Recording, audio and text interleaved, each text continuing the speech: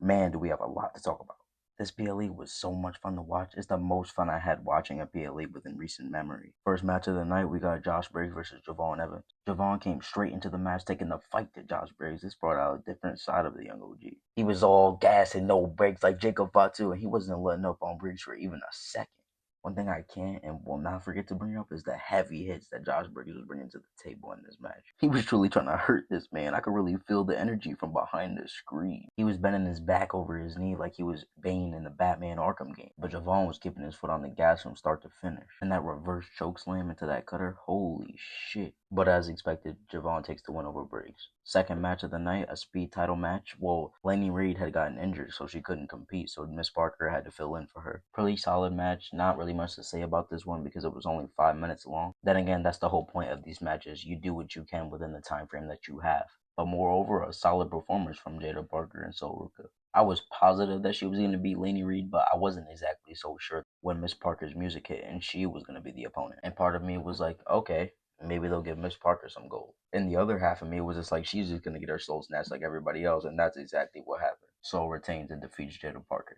But can we talk about how Last Legend ate a spear just so Jada Parker didn't win gold? Literally said out of her own mouth that she had no problem with eating the spear from Zarya if it meant that she could prevent Miss Parker from becoming champion. That is next level hating. Can't blame Miss Parker for coming out and doing what she did, but now they got a match this Tuesday on NXT. On to the next, the steel cage weapons match between Jordan Grace and Blake Monroe. I freaking love this match, and I would definitely recommend. Match was incredible. This was the match of the night, in my opinion.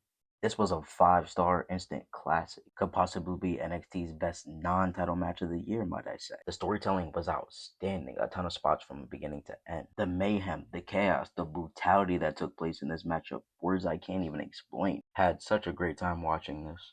I totally freaking got caught off guard when Blake started cutting her hair off. She went beast mode in that ending, said damn the powder that got thrown in her eye, and then got the pin on Blake. Tavion Heights versus Ethan Page for the North American title. I saw this as a perfect opportunity to call up Ethan Page from NXT to the main roster. But I see why that didn't happen because he'll more than likely be on NXT's Invasion team when they go up against TNA on October 7th.